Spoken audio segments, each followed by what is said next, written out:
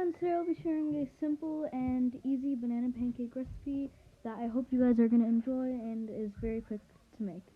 So let's get started. Welcome back to Maria's Kitchen. Today we're going to be making banana pancakes. So the materials you're going to need are a bowl, a fork, a banana, some vanilla extract, but that's optional.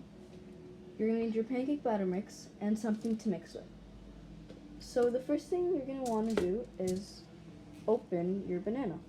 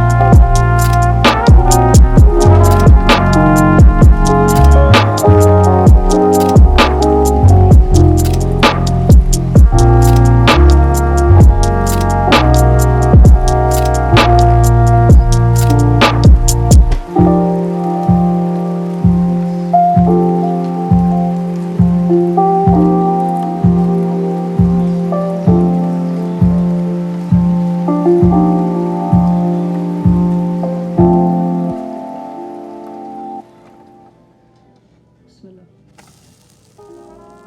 Okay. Looks pretty good.